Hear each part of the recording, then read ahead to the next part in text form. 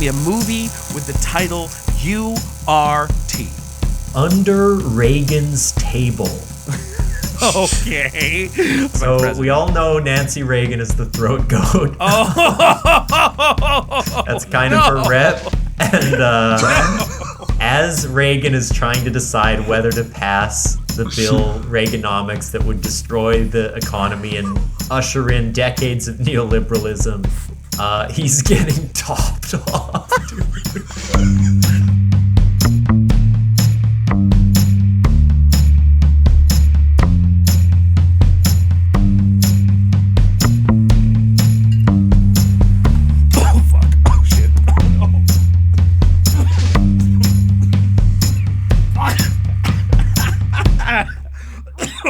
Welcome to Oops All Segments. The very the very best podcast hitting your eardrums. At this very moment, I'm Kevin. Welcome to 2024, baby. I'm Thomas, and we are here with special guest, amazing comedian Chad Anderson. Welcome to the show, Chad. Thank you for asking. Are you okay, Kevin? Yeah, I'm gonna be fine, man. I'm gonna be just fine. That took too big of a hoot before we started. I love it. Okay, we're here. Oh, I'm fine. This is how the show starts. Chad Anderson, thank you for doing the show. Sorry that was how we introduced you. Normally there's a guest intro. Here it is. Ooh, that's So late. Chad, comedian from Winnipeg, from the PAW originally, I believe, yes, right? Yes, from the PAW, but now in Winnipeg, if I'm not mistaken. Thank you for doing the show. Usually we start off with a bit of a check-in. Jesus Christ. How are you doing? Kevin, how are you doing, man? I'm fucked up, man. I'm fucking high. I was fine 5 seconds ago, and now I'm fucking roasted. I was like, I explained all the tech stuff, and now I'm fucked. Chad, how are you? What's new in your life, dude? I'm great. Yeah, I don't know. I mean, I guess what's new for me is like not a lot, honestly. I guess people don't know me, so anything could be new. You know what I mean? Yeah. Shock them. What's new for me is I'm very aware of the level that I'm at in my comedy career. Okay. You know what I mean? And previous to this, you had no idea. Well, no, but I feel like I'm pretty good at being honest with like I'm starting to headline clubs now, which is great. You know, I'm like 15. I started comedy 15 years ago. I didn't really take it so super seriously for the first few years. So, but this is the year where I was like, or I guess 2023, where I was like, this is what I want to do. This is the next logical thing, is to do an hour or 45 as much as possible. Right. And so it's fun because it's fun. I feel like it's a fun place to be at, where it's like you can handle it, but people don't know who I am. Like people, you know what I mean? I just got back from Edmonton. There was 2 sold out shows. Yeah. Not because of me, because it was Christmas party season, right? So they were booked with Christmas parties, which worked out. Yeah. So it's good. It's I feel like I've heard, like, you know, when you're at that place where you're like doing bigger shows, not quite famous yet, that's like a really good way to get a lot better, because you have to like convince audiences to pay attention to you.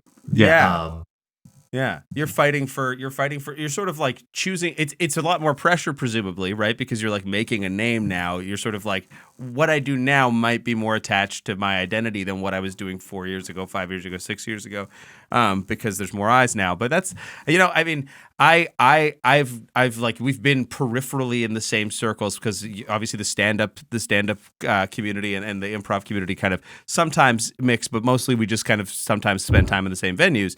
So like, I've only seen you in and around, and I admittedly don't make myself as present in the audiences of stand-up shows as I should in the city. So I'm trying to change that.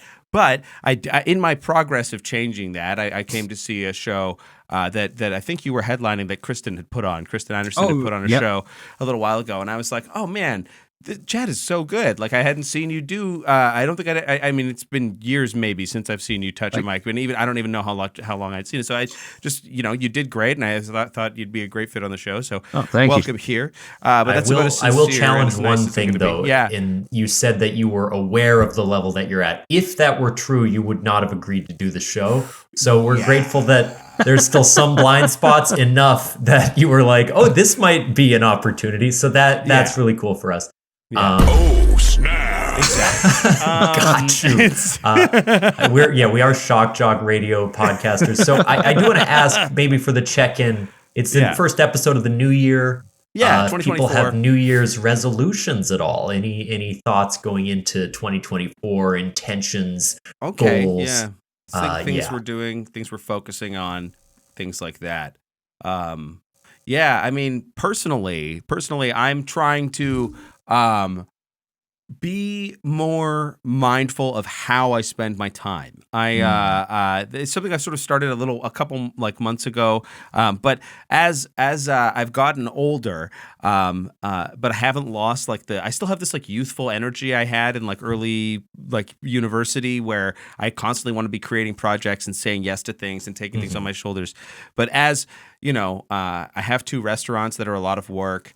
And those things, developing a personal life at home, making time for my like partner and I, making intentional time for my friendships that aren't focused on projects, because like Thomas, as you know, we spend a lot of time together doing work, but when we don't have something that is like a project, I'm often very unavailable because I'm so busy doing the projects that I have. So making sure that I have time for those friendships that aren't this is a very sincere, real answer, but that is sort of it. And then of course there's always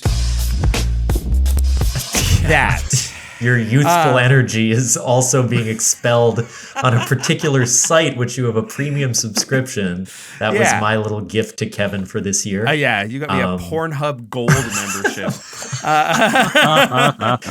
Couldn't splurge for the platinum, I guess, but gold is enough. You can have your choice of cam girl to subscribe to this year, so you're welcome. Thank you. Chad, any new? Are you a New Year's person? Do you say fuck that? I don't want to set goals. That's a lot of pressure. I am very goal oriented. I'm not really a New Year's resolution. I'm also not the type of person who will shit on people for doing New Year's resolutions. You know what I mean? Sure. I think self-improvement's a good thing, right? Like, focusing on yourself however you want to do it is fine. But it does seem arbitrary. I'll give the critics that. Like, I do want to go to the gym more, but and I got a membership like 3 months ago to a gym. Went one time, have not gone since. And now that I'm like motivated to go again, I'm like, well, I kind of don't want to go because everyone with the resolution is going to be there and it's going to be busy now. I have a bit of an idea. So you have a membership that you want to try and make good use of. I have a membership I'm quite good at making use of. What if it was sort of a 1-for-1 situation? Every time I make good use of my Pornhub Gold membership, I sort of send you a text. If Kevin jacks, you have to get jacked. That's kind of the situation here. This way we'll end up more jacked than Jill, which is sort of my catchphrase. So Kevin will just send you unsolicited texts every time. Every time I masturbate. I know we don't talk very often. Just send me the 3 little the squirting emoji, the 3 little water drops. The water drops. I'll stop whatever I'm doing and be like, I gotta go to the gym. I gotta go pump, man. I'm sorry. I gotta go pump. Yeah, that's how it works. That's a good one. Thomas, do you have a resolution? I do actually, and it's this. I'm not gonna take it anymore. What? I'm finished. With what? Right? With it. And if you don't know what it is, you might be it. If you're taking it, you're it, pal. And I've had enough. I'm fed up. It's over. Fed up with, you're so upset. This needs to change. What, like the show? The show is part of it. I'll say that. Are you talking about our relationship, the show is a big part. No. If you don't know what it is, then you might have to check your privilege, honestly, because I'm thinking about it all the fucking time. And I'm not ready Chad, you'll agree with me on this. We're not ready to put up with this bullshit for one day longer. Please it's don't over. Drag our guest into this. This is crazy that you. Chad, speak on this. Is this This is a coincidence maybe, but I just literally saw a D. Schneider quote about the song "We're Not Gonna Take It," and that's where my mind went immediately. Okay. Yeah. Okay. Yeah. What was the quote? Do you know what the quote was?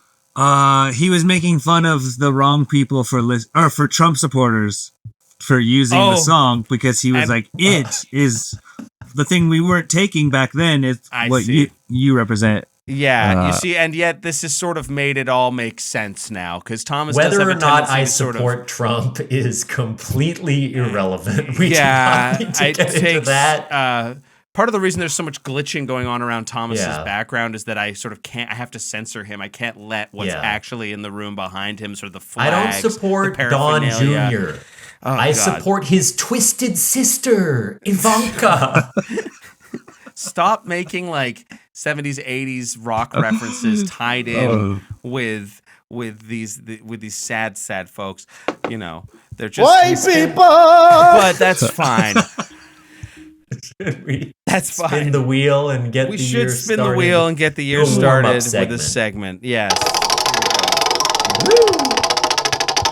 Here we are. Here's the wheel. What did we get?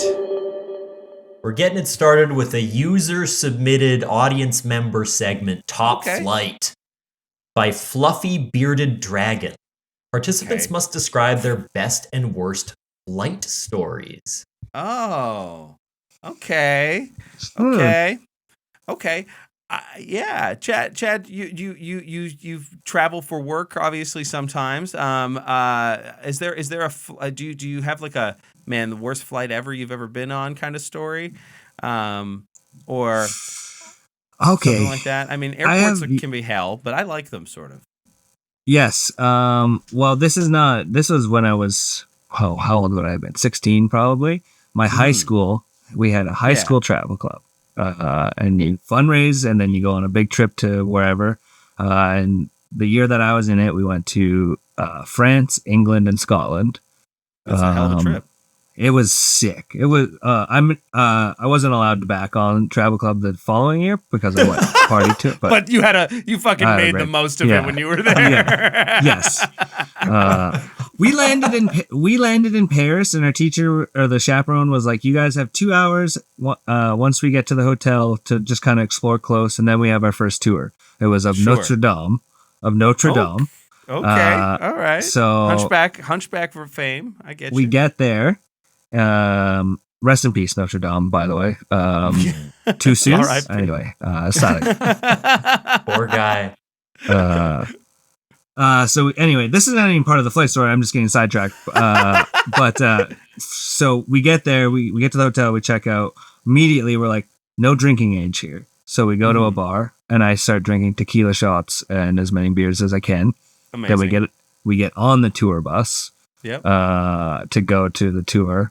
I throw up and fall asleep at the back of the bus. Oh my gosh. And then I get waken up like 2.5 hours later by one of my friends being like, "Hey, Mr. Dugan's looking for you, and he's pissed." And I was like, "Oh shit!" And he knows where to find me. Yeah. And he was just like, "Yeah." The teacher was just like, he's like, if this is their first thing and you missed it, and if this happens again, your parents have to pay for you to go home immediately. And I was like, "Okay, that's fair."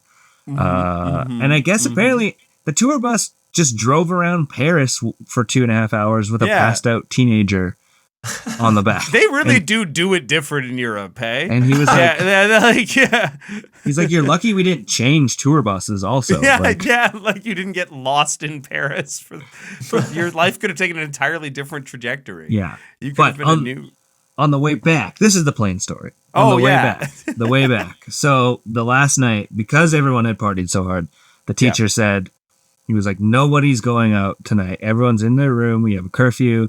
And he was like, "We're going to be patrolling the hallways." And so me and my friend Eric, we had a bunch of booze that were like, "Well, we can't take this back with us because we're underage." So we drank in our hotel room until we saw the teachers go to their rooms at 2 a.m, and then we went out and we found a house party in Scotland, and partied there. I don't even remember going back to the hotel. Still not on the airplane, by the way.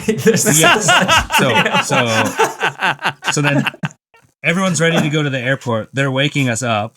Like they had to come to our room, get hotel to let us in, like the staff to let us in the room to wake us up. Everyone had to pack our stuff for us and basically get us dressed and then get us to the airport. And then we're on the plane and I'm hammered, but I'm like alert now, right? Like I'm alert. And I start pressing the call button, but on the person next to me's seat, because I think it's hilarious.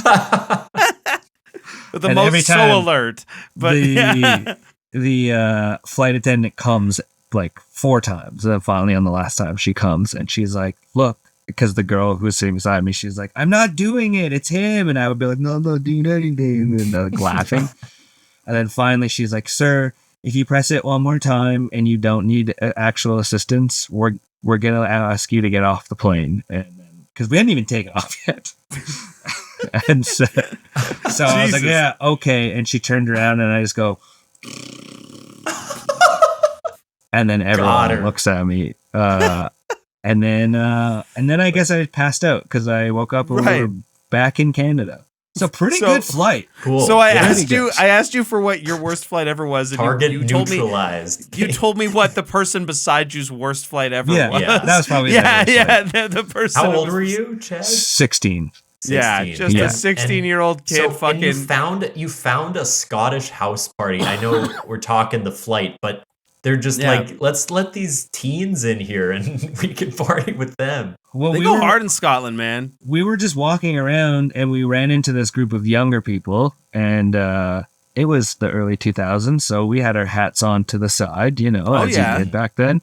That's cool. And and so we started talking to these people, asking them where the nearest bar was, and they're like, "Oh, everything's closed. Like it's 2 a.m." And they're like, "But we're going back to my flat. Do you guys want to come party?" We're like, "Yeah, sure." And then like they seemed nice because they were like, "Hey, by the way, put your hat on straight, because around here, if you have your hat on sideways, it means you want to fight, or like you think you're a tough guy and people will try to fight you." We're like, "Oh, shit, okay." And then turns out the one lady whose flat it was, she was from Vancouver. Oh, yeah. Cool.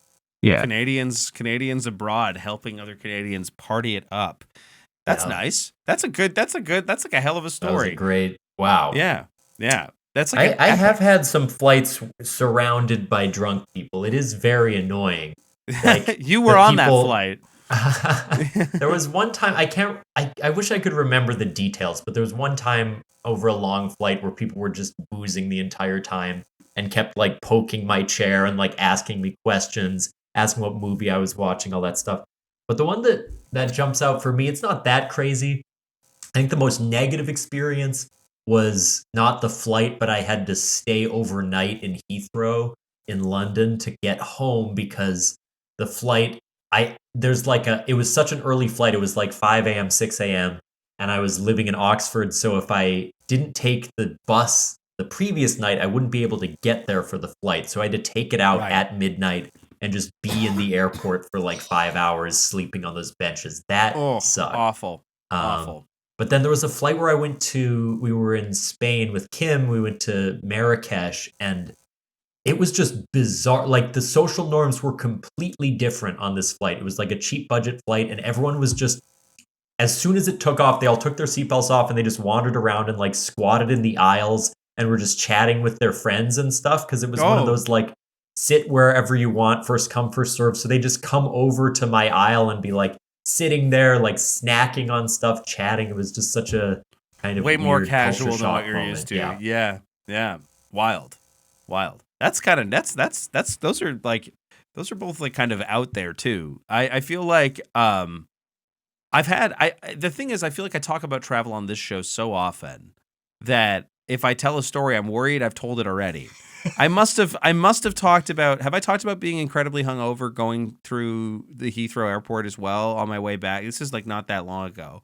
I maybe Thomas, stop me if I have. But the idea here is that essentially I go I surprised my mom in England. I think in like 2019 or 2018, I showed up on my mom's doorstep wrapped. My mom was living in England at the time. That's where she's from.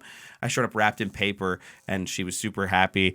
It was a lovely trip, but I was only there for about a week. And my last night there, my cousins had a house party. My aunt and uncle, my cousins, they had this very large house party for the holiday season. I get absolutely juiced. And my cab from Yorkshire to Heathrow Airport is, or maybe it was Gatwick. I can't remember. Anyway, my cab, maybe it was Manchester. I don't fucking know. But my cab was picking me up at like 2:00 in the morning. So I get in the cab, I'm tanked, and I want to fucking go to sleep because it's like a 2-hour cab ride, right? Oh. And the guy's like, and it's the only thing that makes sense. The trains don't run at a time that I can get on a train and get to the airport. I got to take this cab. It's the most affordable option. But this guy just wants to fucking talk to me. And I'm so drunk that I'm trying to be polite. I don't know why. I'm never going to fucking see this guy again in my entire life. But I'm trying to engage him in conversation. I'm trying to keep the ball up in the air. And he's really enthusiastic for 2:00 in the morning. So I don't sleep. I spend the whole cab ride just making drunk fucking small talk with this cabbie. I get to the airport. I get out. I want to end the conversation, so I get out at the wrong fucking gate, which is not a good idea at an airport of the size as the one I'm at. It takes me like an extra 45 minutes to find where I need to be.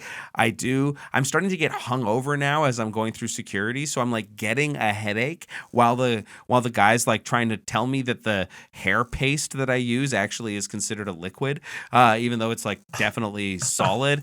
And I don't care. I'm like, I don't care. Throw it away. I don't care. He throws it away. My gate changes or whatever. I finally get on. I end up throwing up in the airplane bathroom at like just after we take off, which is like a terrible place to get like hungover throw up, is like in like the sky toilet. But yeah, that was one of my worst travel experiences ever, was flying back from England after partying all night and not sleeping. So yeah. It is funny to think about how many people at airports at like 6 a.m. are completely destroyed, like fucked up, just gone off an edible, like drinking martinis at the airport bar. Just like it puts a new because like people are so rude on airplanes. They'll like beg you, please don't put your coat in the overhead rack. There's not enough room for everyone, and everybody's just doing it. Nobody gives a shit at all. It's like somehow airports about people. Yeah, I don't know. I feel like it used to be more orderly on airplanes. Like it used to be like people understood like, oh, if everyone gets up row by row, we will all get off the plane faster. Yeah, but now everyone is just like, I'm up and I got all my stuff. And then my hot take is that this is actually the boomers' fault. I think the boomers are the most entitled generation to have ever existed, and I think that they got to experience like true exuberance, and like they had too much. They did have an embarrassment of privilege, and so flights, they got to experience it as a luxury and as something that like they were like, this is so sacred.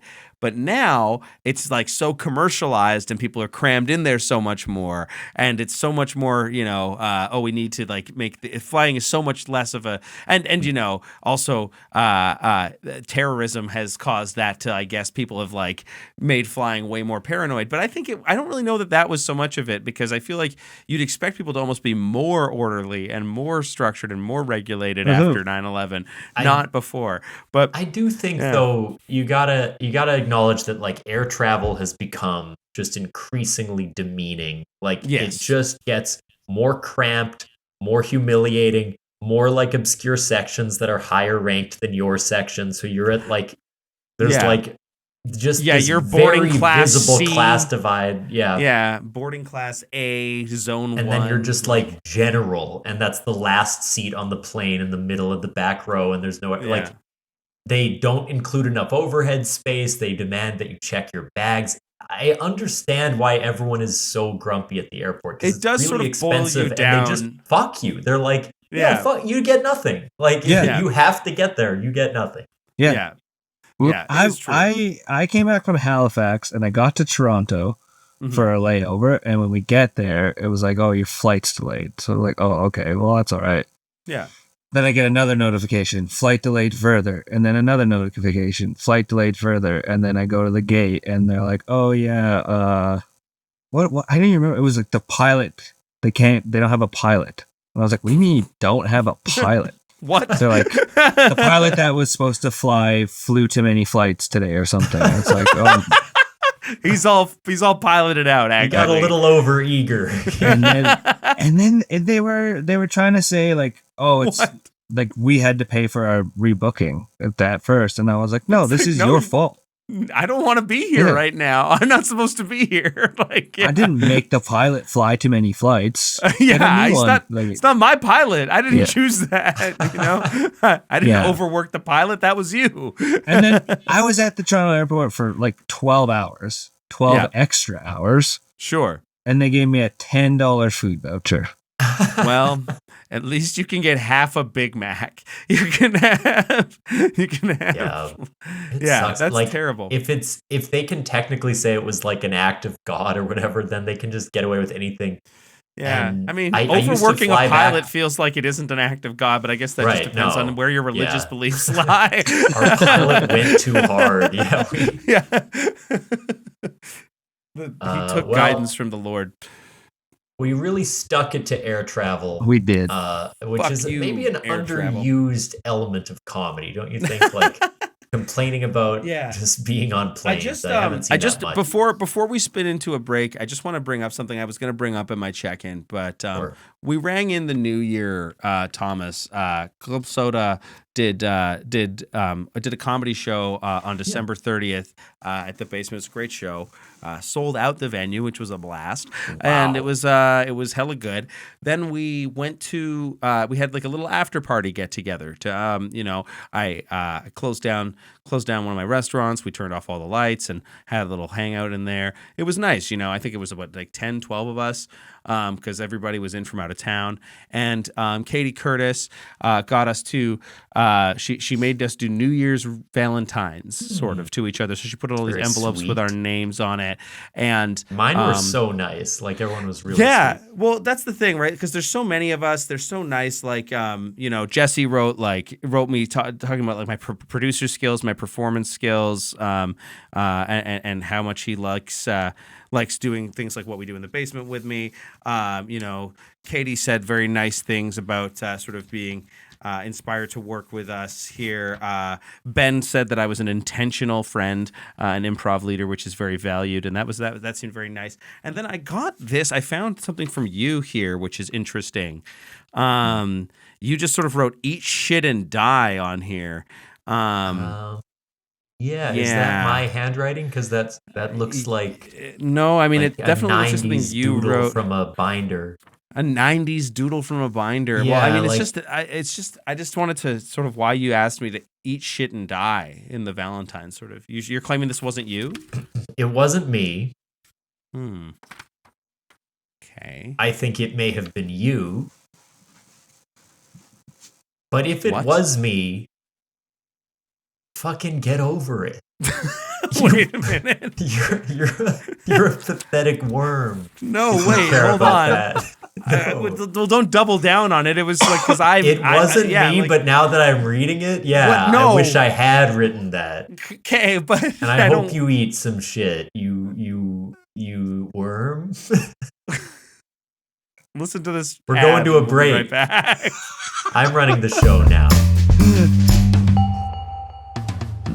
Do you smell that? It's Bullshit Alert, the podcast where we lie, cheat, steal, and sometimes, yes, sometimes, it's the truth. Think you can sniff it out? Join Stephen Carter, Danny Marshall, and Lily Moss each week where we invite new guests, new stories, and of course, new bullshit. Find Bullshit Alert on Apple Podcasts, Spotify, and wherever else you listen to podcasts. Okay. We're back. Thomas has cooled down. Everything is fine. Chad, did you have a segment for us? Oh yeah, right. Yes, I did. Yes. Okay. Do you have a title for the segment? Oh. Yes. It's called Build a Conspiracy. Build a conspiracy. Oh, this sounds fun. I should smoke more weed. Yeah. Please don't. You can barely speak as it is. I'm big into I love conspiracy theories. I love them. Not believing them, but just like I'd love to see.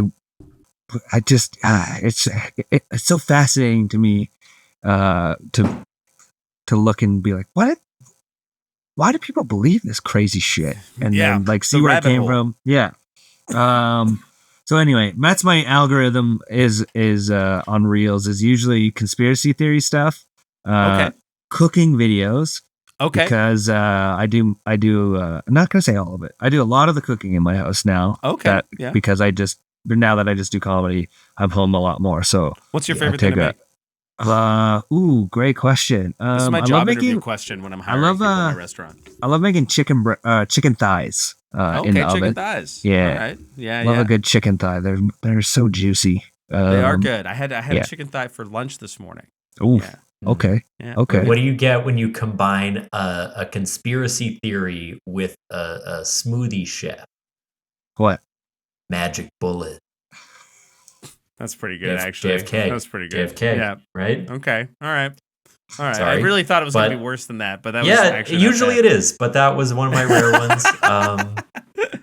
So wait, so we're making a brand new conspiracy theory? Is that the idea here? Yes, because that's where I was going. My favorite thing now is just to see how much and you can branch it off of an existing one. Because that's my favorite thing is that people are like, have you heard of flat Earth? Well, actually, and that's the reason why. The lizard people are here. We're actually in the dome. It's the firmament, and there's a lot of crazy stuff. And I absolutely love when I don't want to say, I hate being mean, but when a dumb person is like duetting an already made conspiracy theory video and they're just standing there like, well, because honestly, this is true. It is like that style of content outside of the conspiracy thing, like the weird, like just look at me reacting to it and then I can post it as just my own. My favorite, is just like so move weird. Your shoulders, point up to the right, point up to the left, like text appears on screen that you've already seen from somewhere else. Like it's so weird. It's so weird. So I think that there is like an idiocy in the content creation of that style anyway. So I don't think you're punching down exactly. No. So I think it's fine. Okay. So is there a conspiracy theory that any of us are sort of like currently sort of got our teeth into right now that we might want to build off of? So we might want to be inspired by? Well, what's your inspiration here, Chad? Do you have something that you sort of imagined? There's a lot. Okay, well, I see a lot of the Antarctica flat Earth stuff now, which is great because Antarctica does interest me just as a place on the Earth. But I love that they're like it's actually an ice wall, and if you go beyond it, have you seen the maps that they make now? No, where it's like here's the realm where Earth is, and then here's the ice wall, and then there's other realms, and it's like Mars, Venus, and like then there's like wow, what is Thor's world like called? Asgard. Asgard is on the map, you know. I love that. That's, wow. Okay. Wow. It's like, so people really get D&D up in this bitch. They really. Yeah. All right. Okay, so the idea that perhaps there's sort of a large ice wall in Antarctica separating us from these other sort of realms or planes of existence. What might that be like? How might we connect that to something we experience as like an anomaly? Yeah, what are they hiding is the question, right? If there's something, if we just could go beyond. Right. Yeah, you mean to tell me that in this, what do we have, 7 billion plus people on the planet Earth now, and in however many billion in human history there's been, not a single explorer has ventured far enough north of these ice caps and made it past the wall to report back findings. We don't have a single person telling us what's on the other side. I think that's pretty suspicious. I think it means that there's something going on. Perhaps the whole reason we have ailments like that we can't explain is because they're actually the government testing technology from other realms on us. This is my theory. Theory. Yeah, it's sort of like, if there's like an outbreak of a certain type of inexplicable disease, people think this has got to be coming from a place of unknown origin, or maybe that place is unknown origin, as in the WWE sense. When a character is from places unknown, such as the Undertaker. Well, actually, I think it feels like about a decade ago, everyone developed like severe digestion issues. Like everyone has IBS, gluten intolerance, all of these things. We used to just eat food and be fine. Yep. So they're testing on these strange otherworldly beings down there, and they're bringing back. Yeah, maybe the meat we're getting is not. Maybe long ago they were like, yeah, we don't want to kill pork. We don't want pork, and we don't want beef. Maybe those are Mars pigs, and maybe they're Asgardian cows, and maybe they are I had a Yeti snack wrap for lunch. A Yeti. Yeah. You had a Yeti hero. Yeah. I had some Asgardian wheat, and it's actually too powerful, and that's why so many people have developed gluten intolerance. Yeah, exactly. My girlfriend wants to visit Antarctica. I think because she's very suggestible. She'll see an ad for any place on Earth, and she'll be like, "We should go there."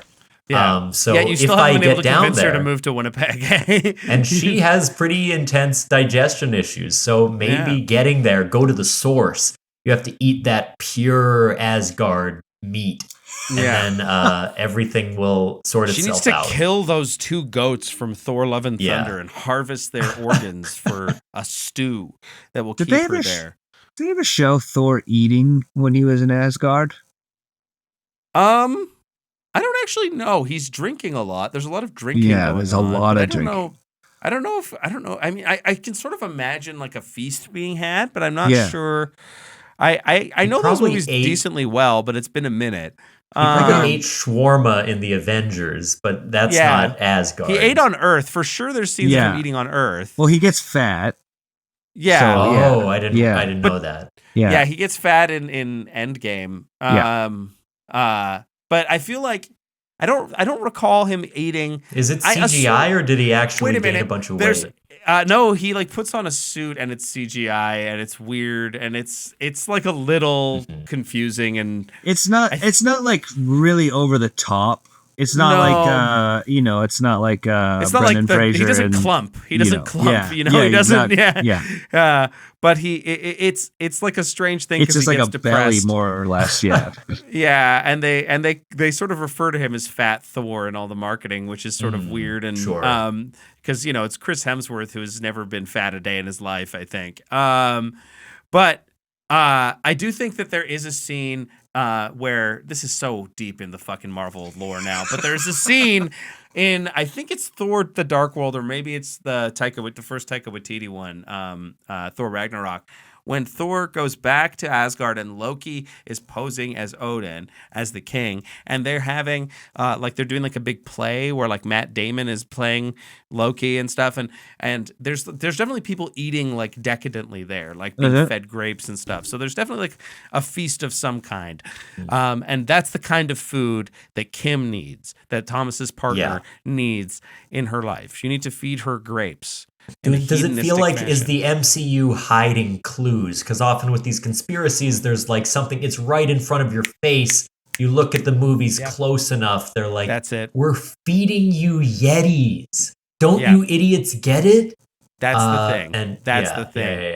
Yeah. It's the Yetis. Come full circle. The Infinity Stones are a metaphor for the gallstones, the kidney stones you're gonna get from eating Yeti meat.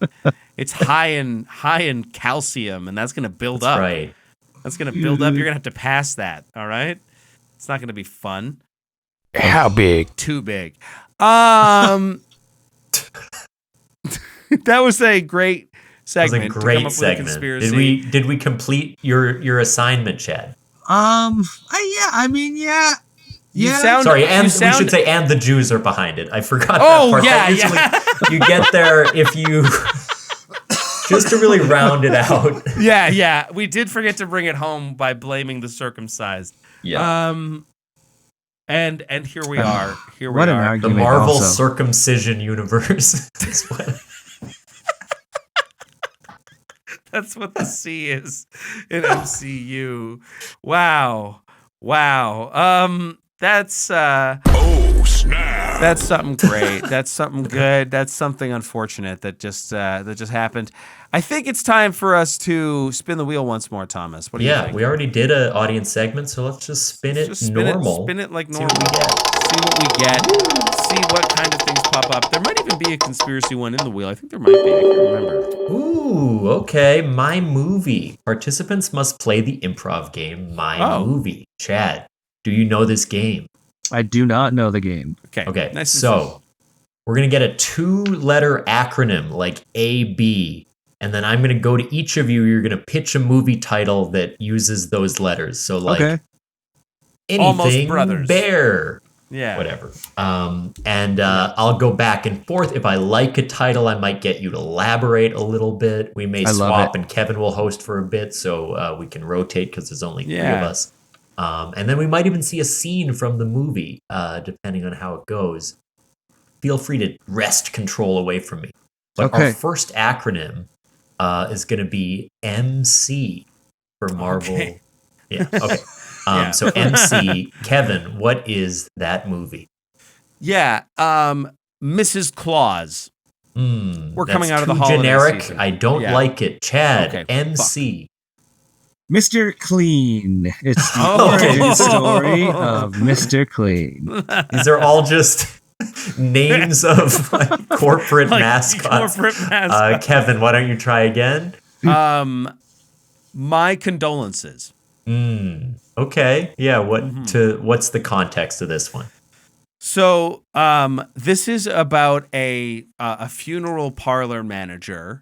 And he's trying to find love. It's a rom-com. And he's getting up in his years, and he realizes more and more that his associates and people he knows, people he went to high school with, are starting to use his services to put away their loved ones and entomb them. And so he's sad.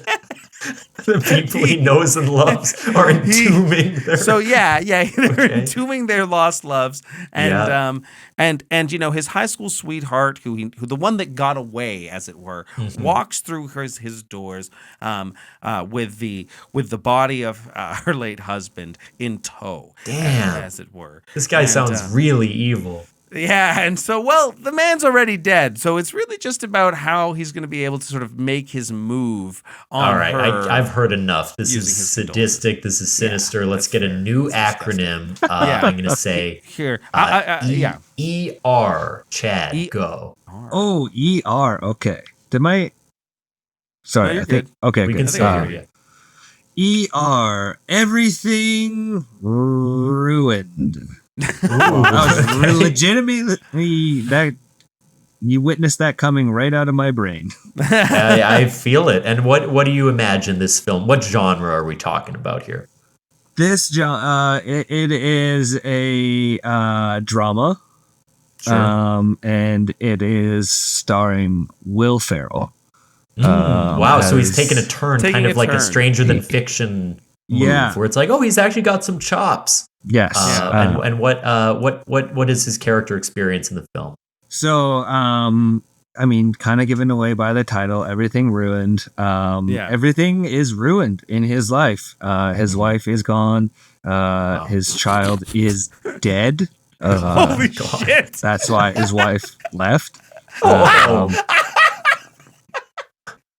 Because she developed a severe drinking problem, as did he. Okay. His job, his company that he founded went bankrupt. Oh wow! And he was busted for fraud as well. And so the movie just kind of picks up. It's really bad. Right after his wife is gone, and he's getting the last few boxes of stuff from his old office. And being escorted out of the building. Sure. And the audience on the edge of their seats. I can't wait to see what happens next. Yes. Okay, that's pretty heavy. This feels like a modern version of the Iron Claw. Well, it's kind of just, it's like, have you seen the movie Get Out? Sure. Get Hard, sorry. Get Hard. No, I haven't. The Will Ferrell Kevin Hart movie. Oh, okay, yes. Yeah. So it's that. But it's not happy. It's not a comedy. Right. It's sad. It's just, what if that character's life went actually bad? And he went to jail. Yes. And Kevin Hart actually successfully ripped him off.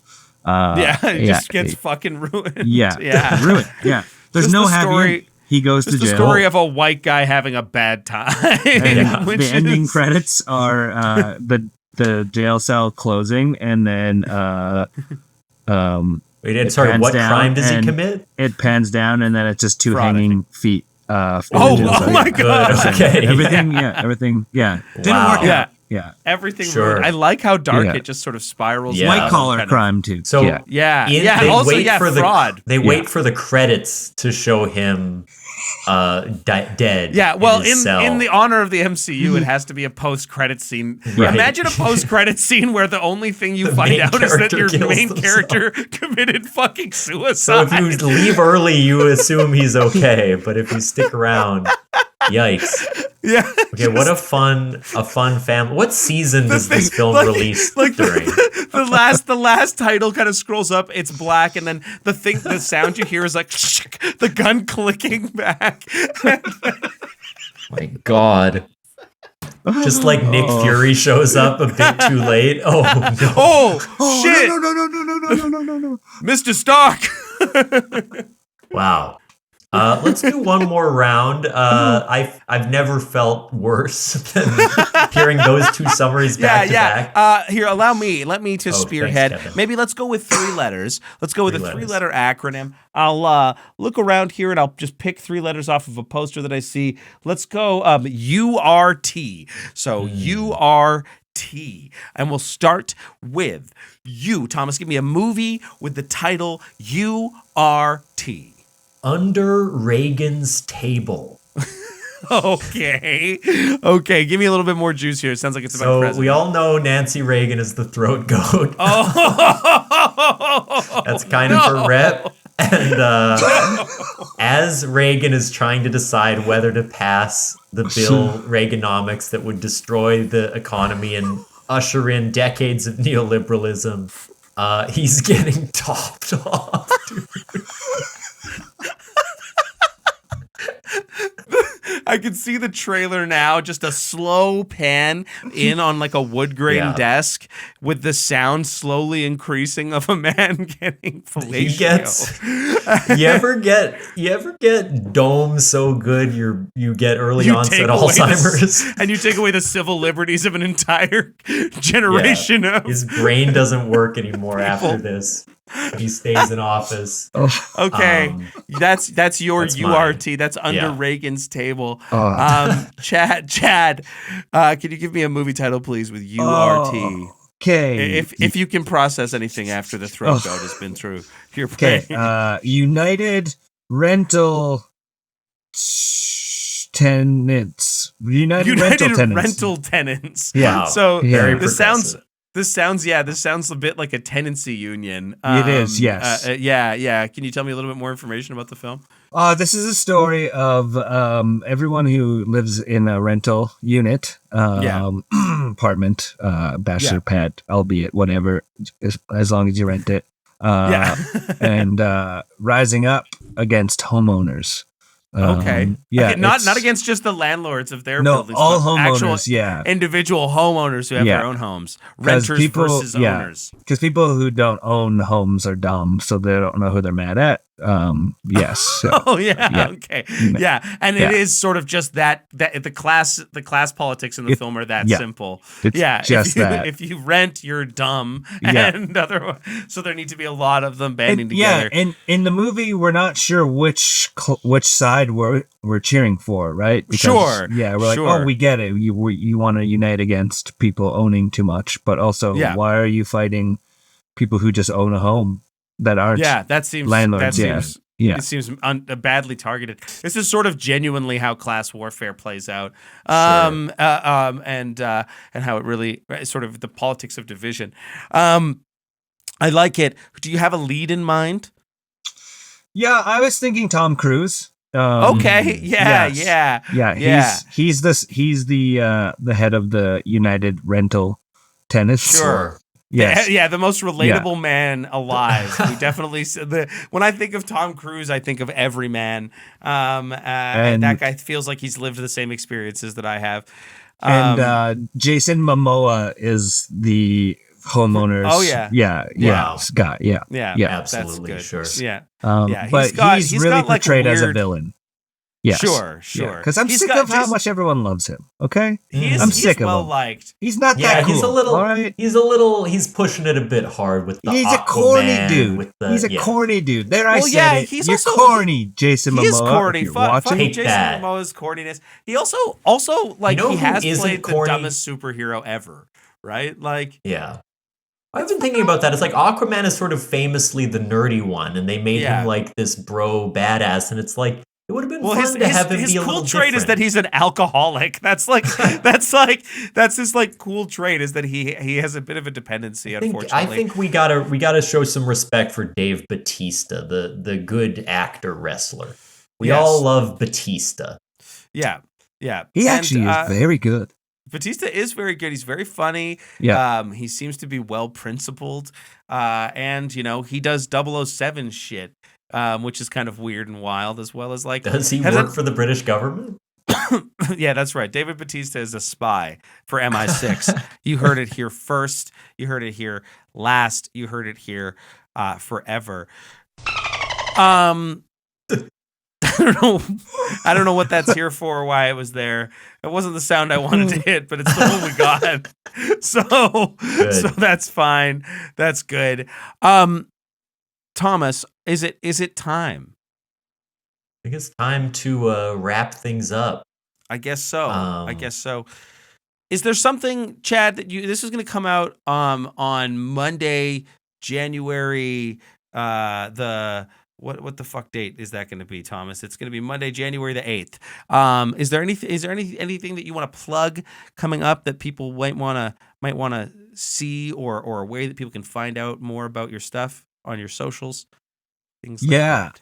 Yeah, absolutely. Well, you can follow me on Instagram. That's where I'm most active. For promotion and stuff. At Chad Illmatic, like Illmatic as in the Nas album. And if you want to see my stand-up, I have I'm on season 4, I think. Oh, I should know this. Season 4 of CBC Gem's New Wave of Stand-Up. Sure. I have I think it's 10-minute clip and little interview on there. I'll try to find the link and include it in our podcast description. So I'm there. And then I have some exciting things coming up that I can't talk about right now. Great. Yes. Stay tuned. Again, follow me on social media to find out what that is. That's cool. And, that's exciting. Oh gosh, I don't know what else. I mean, it's the start of the year. I don't really have anything. It's very scary to be self-employed as a performer. I'm finding. Yeah, I'm coming up on a year, and right now I'm like, oh, January. This is a dry month right now. Yeah. It's it's the season of tight pockets, and so it's a tough fight out there. But we will put your relevant links in the description. Stay tuned to Chad. I'm sure you'll see him out and about doing shows soon enough. That's the other thing about comedy in the city. I feel like shows kind of just start popping up fast all of a sudden, and then it's like, oh, this is happening this week now, and things like that. I mean, we only talked about booking you on the show yesterday, so who the hell knows, right? That's true. I feel like you reached out. We did try to coordinate something a while. I reached out a while ago after I saw you at the Barnhammer show, but Thomas and I are sort of scheduling for this show can be a little erratic. So sometimes we batch record and things like that. That's a peek behind the screen for you little fuckers listening. But I've got one more URT for you. Oh yeah. Underlings rate Thomas. I need you to rate us 5 stars on the podcast app. And Chad, if you wouldn't mind, pull out your phone and do it right now. Lead by example. Go to podcast, go to all segments, rate 5 stars. If you're listening at home, we would love a 5-star rating or review. Tell your friends. We're starting to get some weird reactionary comments to our reels on YouTube and Instagram. Yeah. People who are really pissed that we wore masks in an episode. Yeah, I was like sick and we had a show. Oh, look at this. Here he is. There he is. Oh, wait, no, I think that's that's No. The one on the right. Oh, it's tough to tell because of the mirror. Which one I'm pressing? It could have been either. Oh no. It's a 5-star. It's a 5-star. Yes, just barely under the wire. Sorry. This was the Joe Rogan Experience. Sorry. Fuck. Okay, yes. Yeah, that's fine. We sort of have a lot of their fan base sort of listen to our show. But yeah, if you're out there and you want to listen to something else that Thomas and I are a part of, you can check out What We Do in the Basement. Thomas and I just recorded some very fun episodes this weekend. I'm not going to explain what happened yet to those out there in the real world because I don't think we'll be a little ways away from that actually releasing to the public proper. But in short, it's fucking good. So go listen to the show. What We Do in the Basement. It's like 70 episodes long now, so good luck catching up in time. But have fun with that. Shout out to everybody who fucking hates us on Reddit. All the fans in the Jake and Amir subreddit who are like rabid and don't understand our humor. As we always say, Eric Adams, New York mayor, haters are just waiters at the table of success, baby. I will have another appetizer, you fucking losers. Yum, Ooh, yum, yum. Yeah, and I am using the headgum background still because taking a smear will never be forgiven. No, it's true. But new year, new us. We're over it, but we're not really. And that's how it goes. Check out our other shows. Come see us in Winnipeg when we're doing comedy. Club Soda's got a show. I think it's January 20. It's a Sunday. It's going to be January 20. January 28th inside the Gas Station Arts Center. You can find tickets. There'll be a link in the description. Maybe if they're out and if they're ready for that, you can see me and some of the other guests you've seen on the show doing comedy live in front of your faces. Otherwise, follow us on social media pages, add Oops All Segments, rate us 5 stars like you saw Chad do, and go make love to someone that cares about you that you're not related to. As we say every week. Goodbye, everybody.